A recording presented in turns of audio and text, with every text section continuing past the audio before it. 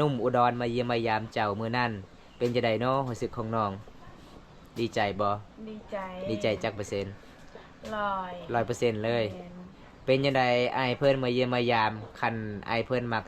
สเปคถูกใจบ่สเปคแบบนี้บ่ถูกใจสเปคเลยสเปคอีหลีบ่เนาะแม่นอ๋ย่านแต่เขาบ่ได้มักเขามัก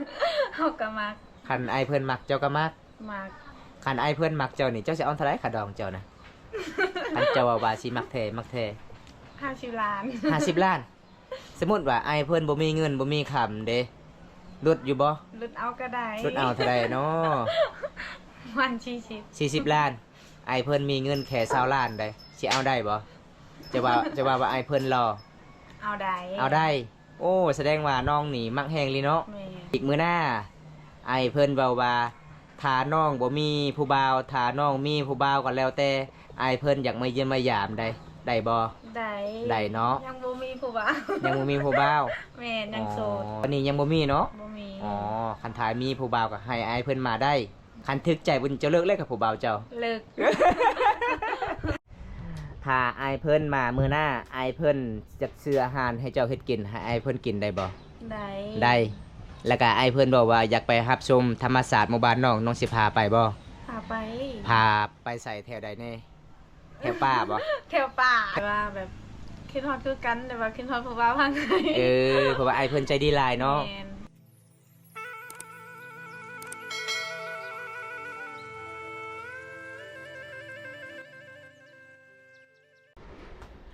เอากราบสบายดีทุกคนสบายดีบรรยากาศยามตอนแรงๆพี่น้องเอ้ยมื้อนี้ FC เก่า FC ใหม่มื้อนี้ก็มึงผู้พ่อกับเบาบุญตาคือเก่าพี่น้องเอ้ยสิ่งเขาสิ่งเคยมื้อนี้บ่มีหยังเบาบุญตาก็สิมาถามข่าวๆเรื่องราวสาวโทเพราะว่า FC หลายๆคนเห็นคลิปเบาบุญตาว่าอ้ายเพิ่นมาเยี่ยมมายามจากจังหวัดอุดรแล้วก็เห็นคลิปเบาบุญตาสาวโทกับสาวไทยคือน่าจริงใจกับอ้ายเพิ่นพี่น้องมื้อนี้เบาบุญตาก็สิมาถามจัดให้ตามคำขอ FC หลายๆคนให้เบาบุญตาไปถามข่าวๆลองเบิ่งพี่น้องแม่นแท้หรือบ่พี่น้องเอ้ยน้องมักแท้หรือบ่เพราะว่าหรือว่าน้อง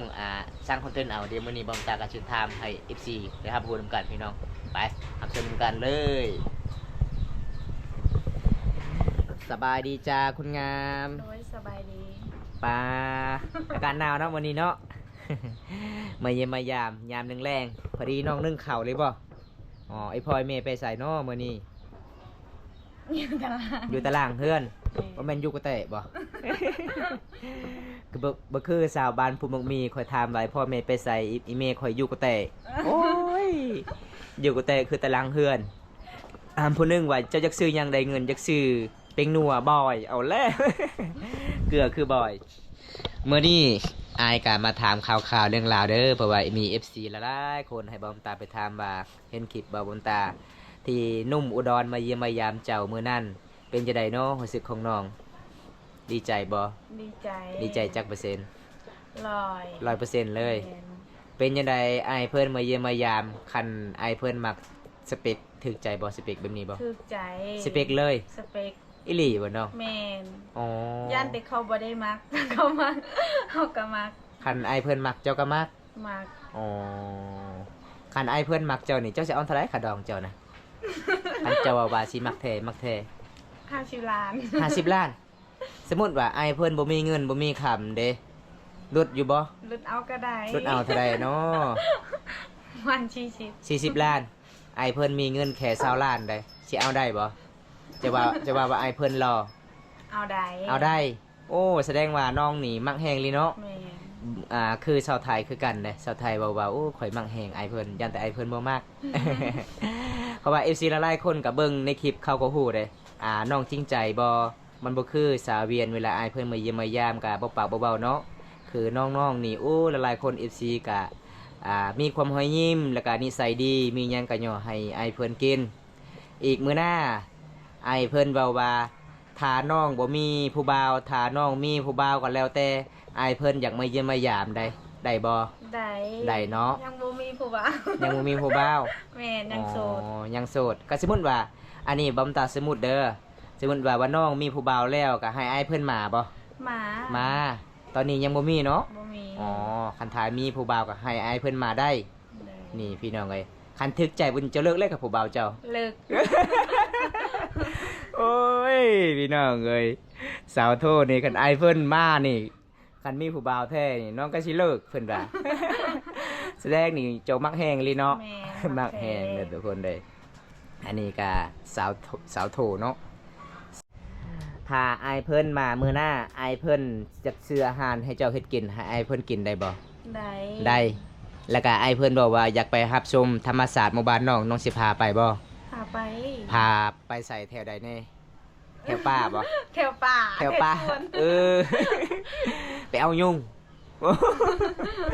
เอาพี่น้องเอ้ยเพราะว่ามี FC หลายๆคนให้เบิ่มตาถามว่าอายเพิ่นเดินทางมาจากไทยจังหวัดอุดรธานีเดินทางมาหลายกิโลอายเพิ่นใจเกินร้อยได้เพราะว่าอายเพิ่นก็เห็นแต่เขตชนบทบ้านเฮายังครอบครัวยากจนหลายคนเลยทุกคนอายเพิ่นก็เลยมาแจกขนมมื้อนั้นเนาะเป็นยังไดแซ่บอยู่บ่ขนมมาจากฝั่งไทย แซ่บ มันบ่คือขนมบ้านเฮา แม่ ขนมบ้านเฮาเด้มีแต่ขนมเวียดนามเออ จนไทยไอ้แม่กินเบิด อ๋อ เบิด อีเมียเจ้ากินหมดเลย กิน บ่ เบิดบ่ได้จ้องให้เจ้าเลยย่ำๆบ่ แม่น เจ้าให้เลย หายเลยเมื่อคืน โอ้ บ่ได้ เมื่อคืน กิเขาเลย ไอเมเจ้าถามว่าเจ้าคิดฮอดผู้บ่าวบ่ลูกบ่แม่น แม่น จะบอกว่าจังใดอีเม ใครว่าแบบคิดฮอดคือกันแต่ว่าคิดฮอดผู้ว่าพังไง เออเพราะว่าไอเพิ่นใจดีหลายเนาะ แม่น มีหลายแบบเลยไอเพิ่นสิมาแจกในเขตชนบทเนาะมีย่ำๆมีปลากระป๋องบ้านเฮาเอิ้นป้องปลาเนาะ ปลากระป๋องก็ยังบ่ได้กิน ยังบ่ได้กินตอนนี้หมดแล้ว เบิดแล้ว อ๋อ ข่อยก็บ่ได้กินเลยแบบเบิดอีเมลให้ พี่น้อง แจกแล้วก็หลังจากผู้ไอายเพิ่นแจกในเฮือนของเจ้าแล้ว แล้วก็น้องอีกมาแจกนักชาวหมู่บ้าน อีเมลของข่อย อ๋อมาแบ่งกันเนาะแบ่งกันกินเนาะ อืม มีหยังก็แบ่งน้ำกินทุกคนในเขตชนบทบ้านเฮาน้ำจิตน้ำใจบ้านเฮาคือบ้านเฮาเด้อทุกคน นี่ถ้าผู้ได้ FC หลายๆคนอยากมาเยี่ยมมายามเจ้าถึงเฮือนถึงศาลก็มาได้บ่ มาได้ คันทึกใจก็เป็นแฟนกันได้ ได้ ถ้าบ่ทึกใจเด้เป็นพี่เป็นน้องกัน แม่น อ๋อบ่คือไอายเพิ่นมาจากจังหวัดอุดรสเปคเลย สเปก สุดยอดเลย แม่น น้องบ่ตัวบ่ บ่ตัว อีหลีบ่ อีหลี อ๋อถ้าไอายเพิ่นมามื้อหน้าไอายเพิ่นบอกว่าอยากกินข้าวกำเจ้าไปหาให้ได้บ่คันเจ้าว่าฮักแท้นะ อีหยังเขาก ข้าวกำมันเป็นสีดำๆเด้ ำข่อยบ่มี บ่มีอ๋อแสดงว่ายอมแล้วตอนนั้นเนาะ โอ้ยน้องคิดในอื่นโลดทุกคนบอมตักข้าวกำอีหยังอีกข้าวกำ แม่นเจ้ากำน้ำไม้เด้ น้องไม้ก็ใกล้สิเบิดแล้ว ไกลสิหมดเลยเนาะถ้าไอเพิ่นมาก็บ่มีแล้วน้ำไม้มักแตงบ่มีแล้ว มีแต่ใจ แม่ นี่ มีใจกับพอดีเลยทุกคนให้อายเพิ่นเอาเมื่อไทยเลย ไม่ยั้งน้องเก็บมันก็บอกหลายนี่นะ อี สิ แม่เก็บ สิขายบ่ อีแม่สิไปขาย สิไปขายอยู่เมือง โลหนึงเท่าไรก็เจ้าซื้อมันก็บอกนะ 15 15,000กีบโอ้หลังจากเอาออกเบิดแกะออกเบิดแล้วเอาแต่ในมันแล้วก็ไปขาย แม่ โอ้ประมาณซองทองได้โลหนึงเนาะมันบ่ได้หนักมันก็ยากเด้อทุกคนเลยบ้านเฮาหาเงินหาคำมันก็สิลำบากแน่บ่มีเงินมีคำเนาะเฮาบ้านเฮาก็เป็นชนบทลาวพี่น้องดำรงชีวิตไปเดิมแบบโบราณพี่น้องเอ้ย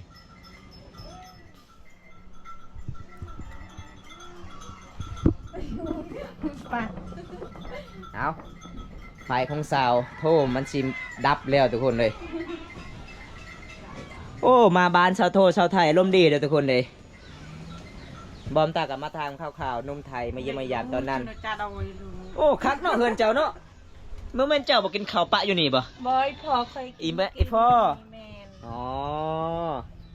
บ่มีไม่พอสิปัดป้าไม่พอสาวโททุกคนเลยเอาบ่ได้ใจดีก็เสื้อให้น้องไม่ฟอยเด้อทุกคนเลย นี่ไม่ฟอยของแท้เห็นบ่ สุดยอดไม่ฟอยนี่ เอาเก็บไว้น้องสาว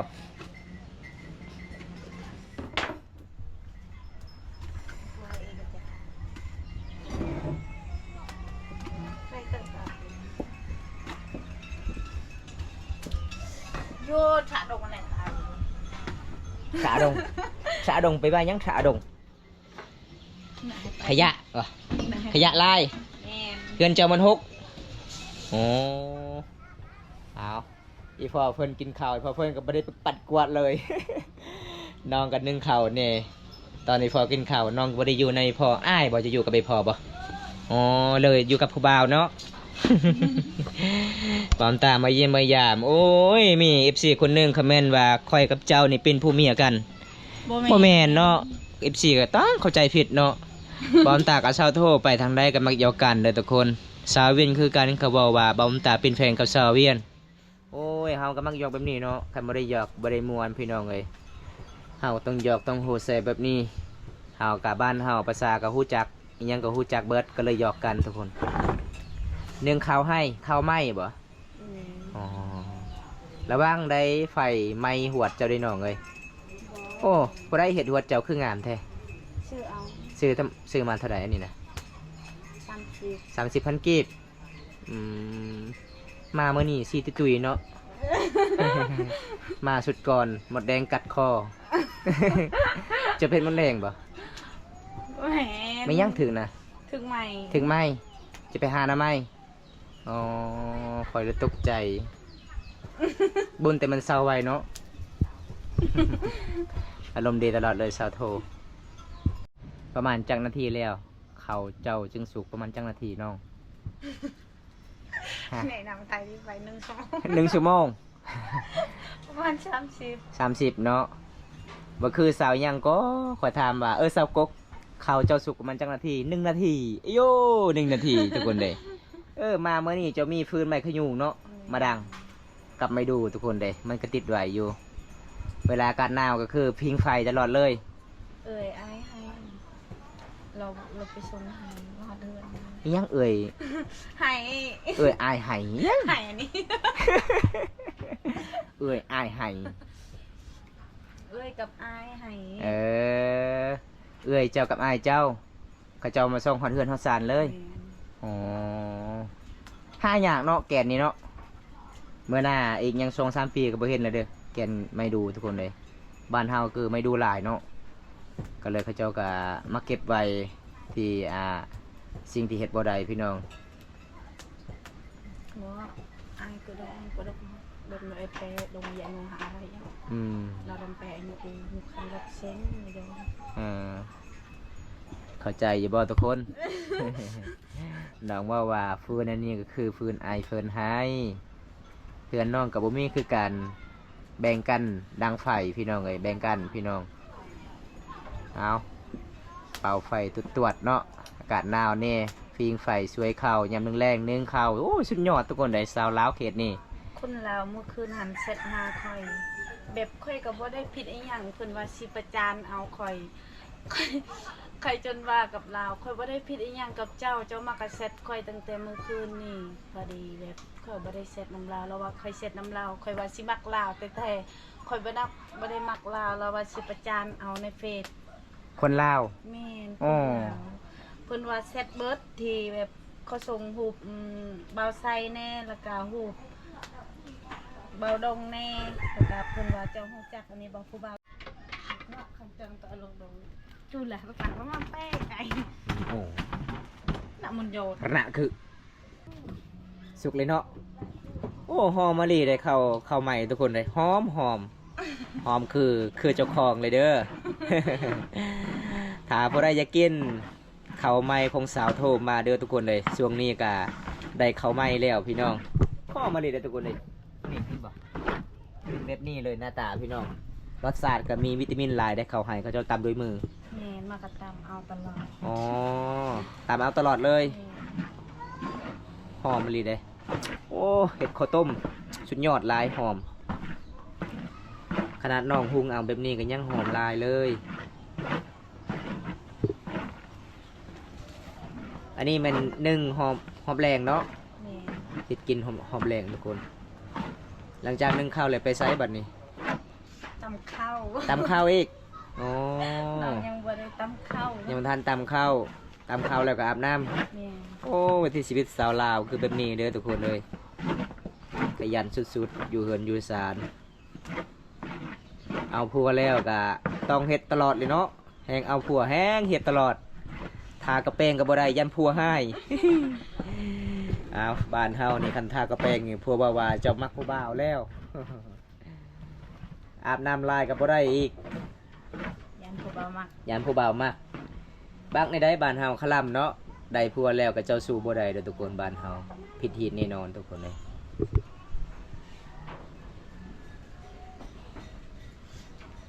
เจ้าใส่จักติ๊บตอนแรงนี่เจ้านึ่งเขาจะช่วยเขา มันก็สองติ๊บตอนเสาร์เด้ สอง ไม่ยังติ๊บคือทางล่างหลายเลยบ่ได้ใส่สำหรับเวลาแขกมาเยี่ยมมาย่ามใส่ติ๊กตัวนั้นอ๋อ อันนี้ติ๊กของน้อง ของน้องเจ้าน้อง3คนกินน้ำกัน บ่มันก็ผู้เดียวละ โอ้ผู้เอื้อยบ่ ลูกลา ลูกล่าอ๋อบ่อยากกินน้ำเข้าอยากกินผู้เดียวเอาไล่ๆโลดให้ลูกลา เพราะเรากินบ่ได้ ให้น้องลาเจ้านี่ทุกคนเลยขยัน เดี๋ยวหัน สุด มากลับไปบ้านสบุแล้ว ๆยังบ่มา ยังบ่มา อ๋อ สาวรู้ ขยันเด้อทุกคนสาวโทเด้อหลังจากนั้นเพิ่นก็สิตามเข้าวิถีชีวิตสาวลาวเคียชันบดชุมเขาบรูมังกรบ้านเฮาคือแบบนี้เลยทุกคนตอนอยู่เพิ่นอยู่ศาลช่วยเวียกไอ้พ่อไอ้แม่ขยันหลายเลยทุกคนเลยนี่คันบ่ได้เฮ็ดก็บ่มีกินทุกคนต้องแบบนี้อันนี้ก็คือน้องก็สิมาตากข้าวเด้เห็นบ่เพราะว่าตากทางนอกมันก็บ่แดดพี่น้องไงก็เลยน้องก็สิมายังอยู่ในเพิ่นครัวอีกก็เลยดังไฟอยู่ลุ่มทางเทิงคือข้าวเห็นบ่เขาจะมาตากพี่น้องยังตำบ่ได้เลยนี่เนาะ ๆยัง ยังทันได้แห้งข้าวหายเห็นบ่พี่น้องแบบนี้เลยเฉพาะเขาเห็ดแบบนี้เห็นบ่ทุกคนสำหรับเขาเจ้าก็สิมายั่ง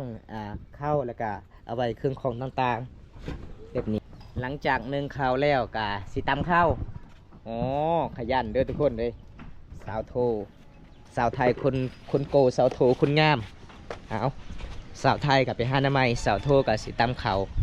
บรรยากาศยามแรงๆทุกคนเนี่ยนี่จะเป็นบางของน้องทุกคนน้องก็ได้เฮือนงามๆแล้วหลังจากที่ไอ้เพิ่นซื้อให้จังอาซีเฮือนจะบ่มีห้องสี่เนาะอ๋อตำแบบนี้เลยเอาออกกำลังกายเนี่ยเมื่อนี้ก็อากาศจะหนาว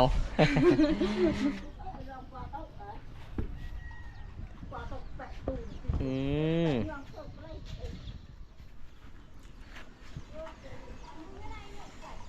อันนี้มันโคกเจ้าเฮ็ดเองบ่ นี่ ไม่ยังไม่ดูโอ้ของหายากเนาะระวังเขาเจ้าลักได้กลางคืนเด้โจรลักเขาเจ้ามาขายชาวเวียดนามนี่โอ้เขาเจ้าซื้อเด้ครับมันแพงเด้อันนี้มันโคกไม่ดูทุกคนเขาเจ้าก็มาเจาะแล้วก็เอาไฟแล้วก็มาจูดให้มันเป็นคุมแล้วก็สิมาตั้มชีวิตบ้านเฮาชนบทชุมพรบรูวิถีชีวิตคือแบบนี้ทุกคนดำรงชีวิตแบบโบราณแบบเดิม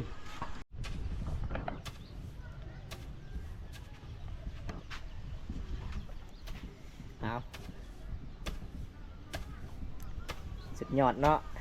แอลดีแท้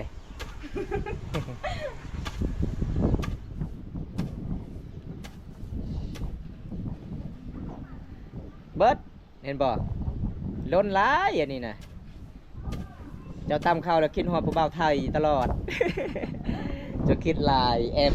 มหักลายก็เลยเข้ากันมันเหียตลอดเลยยอกโอ้ยแอลอ่อนเด้อทุกคนสาวไทยคนงามสาวโทเป็นสาวไทยไปหาหน้าใหม่แล้วบรรยากาศเขียดน้ำแรงๆในชนบททางพุ่งก็คือเจ้าตำข้าวได้พี่น้องทางนั้นเด้ ไปเรียนคุยที่เรา เตือนดังมือเตือนกันเฮือนไผ่เฮือนมันเขาเจะตำเขาทุกคน ตำเพิ่นหมู่กันไหน ตามมือก็ได้เขาเจะบ่ได้ให้เนาะ คิดอะไรได้เพิ่น ตำแล้วมาผัดเนาะบัดนี้เนาะโอ้ผัดแล้วตำต่อโอ้ไก่สิแตกเลยทุกคนเปลือกเข้าเห็นบ่มันจะเป็นเม็ดแล้วเห็นเม็ดแล้วทุกคนเลยขยันเด้อสาวโถเด้อทุกคนเลย ขยันหลายแต่มื้อนี้น้องนักซอยคอ มามื้อนี้2เซนคือเก่าโอ้2เซนคือเก่าคอได้เด้อเซนหนึง อายสิขอมันผู้สาวมีห่างแถวนี้ เห็นหนึ่งของน้องค่ะ เออ น้องเอาผัว เอาผัวปะแล้ว ยังบ่ทันได้เอาโอ้ ให้น้องให้ผัวมัน น้องให้เอื้อย เอ้ยไว้ให้น้องให้เอ้ย ให้ได้ผัวคือกัน เออ ให้มัน ให้ม่านเนาะเป็นยังไงหลังจากน้องเจ้าให้ม่านบ่ บ่มี บ่มี ม่านแต่บ่าวบุญตามมาหาตลอด โอ้ยพี่น้องเอ้ยขยันเด้อทุกคนสาวโทเด้อ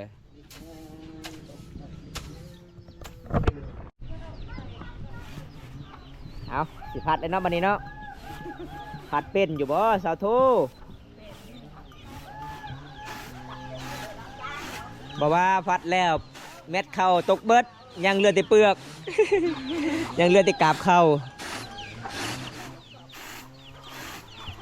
ขยันหลายเด้อทุกคนสาวโท ตามอื่นก็บ่มีเขากิน ตำมาตำกับมือเขากินเนาะอ๋อต้องตำเป็นนี่แหละพี่น้องเลย ทำไม่ยาว ยังจะผัดข้าวปีนไปปีนมานะลมมา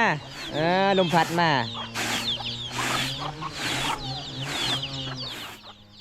วิถีชีวิตสาวลาวฝ่าบองกองทุกคนเลยก็ได้มีแฟนหรือว่าเอาเมียทางนี้สุดยอดไล่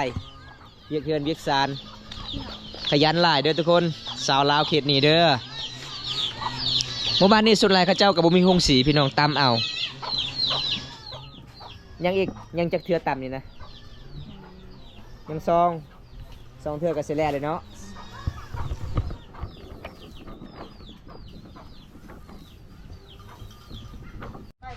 เอาตำแห้งๆเด้อ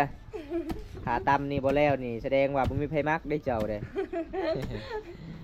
ต้องเฮียนต้องเป็นชาวโสดต้องเฮียนตำข้าวเวลาเอาพัวนี่อยู่เฮือนพัวนี่มีหงสีข้าวกับไข่เน่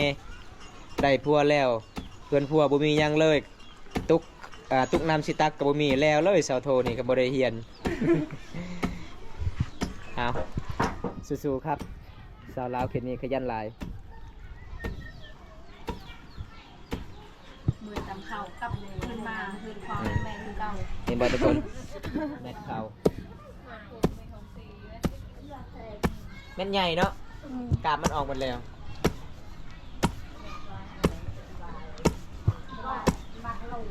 เก่งสาวโทคุณงาม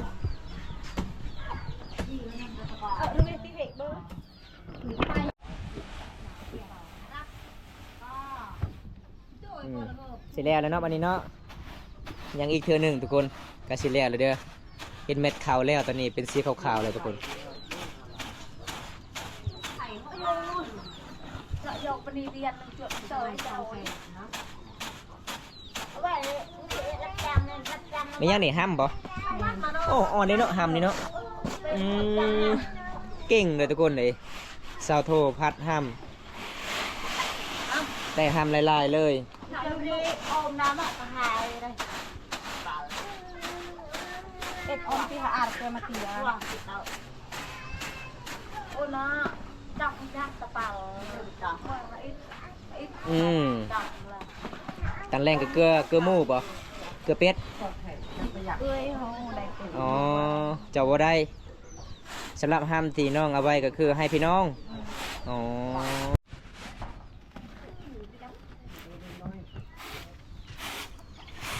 เวลาผัดข้าวนี่แอวต้องกงเนาะ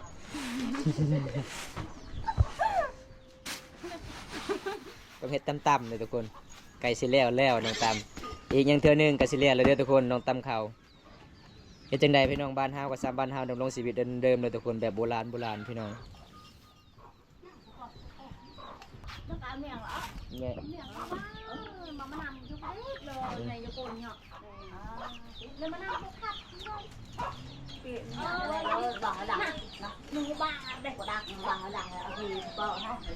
น้องอย่าเบิ่งกับครัวเนาะนะไกล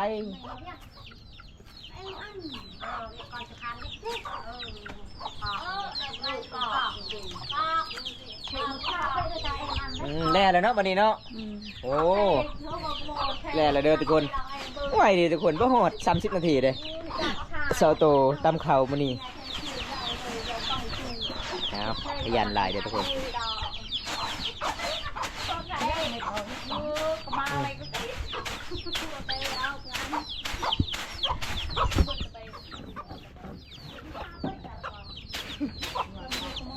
อันนี้มันอ่อนกว่าเนาะหำนี่เนาะค่อยมักแข็งหำจะมักอ่อนมีได้อ่อนแซ่บบ่หมูกินนะ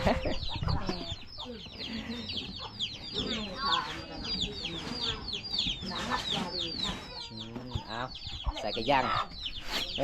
บ่เต็มเนาะเพราะว่ากาบเขามันออกเบิดทุกคนเนี่ยเปลือกเขา โอ้มันเป็นแบบนี้เลยทุกคนน้องพัดอีกประมาณยัง2 เถื่อหมดเลยเด้มีที่เม็ดเข่าสุดหย่อนหลายทุกคน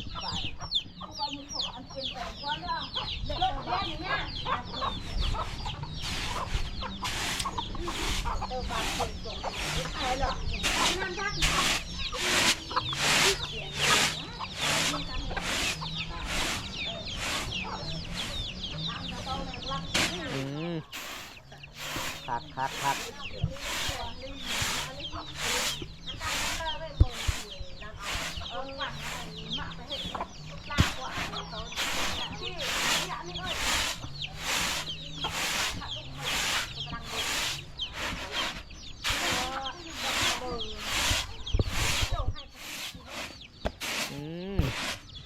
เริ่มแห้งแล้วเนาะบัดนี้เนาะเก็บวิดหัวเลยได้บ่ได้ มีเด็กฮอนเอาภาคเนาะเอาอันนี้ก็คือสำหรับพระเจ้ากาซิมาเข่าตอนเช้ามื้ออื่นพี่น้องนะครับจะได้ดึงเลยทุกคนตำตอนเช้าก็คือได้กินตอนแรงตำตอนแรงได้กินตอนเช้าเอานี่ละพี่น้องเลยวิถีชีวิตน้องคนนี้แต่ลองชีวิตสาวลาวบ้านนอกบ้านนาทุกคนเลย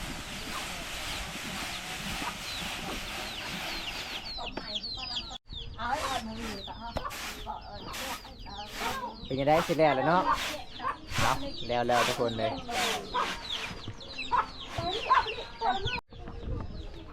เป็นยังไงตามเขาแล้วก็สิอาบน้ำเนาะอ๋อบายบายสี่กันเด้อบายบาย นี่สำเร็จน้องตามเขาทุกคนน้องก็เอาไว้ยืนยูซานนี่ล่ะพี่น้องเลยวิธีชีวิตบ้านนอกบ้านนาสาวลาวบ้านเฮาทุกคนเฝ้ามังกรดำรงชีวิตแบบเดิมอันนี้จะเป็นสาวโทหมู่บ้านแก่งอาลองเมืองน่องแขวงสวรรณเขตทุกคนเลยก็คือเป็นสาวโสดดำรงชีวิตซอยเวียบไอพอยแม่หลังจากนั้นเอาพัวแล้วก็คือส่วนรายสาวลาวเขตนี้กลับไปสู่ผู้บ่าวเลยทุกคนบริยูเพิ่นนำเขาแม่ได้แบบยูนี่กับมันคลำพิษฮีดอีกทุกคนเลยเอาจะได้บำตากับสิปิดไว้สักนี้ก่อนสิพายเอฟซีดีครับชมคลิปนี้แต่ต้นจนจบก็ขอให้อยู่ดีมีแห้งทุกคนเลยคลิปหน้าพบกันไหมขอกล่าวคำว่าสวัสดีครับผมบันส่วนบ๊ายบายเด้อ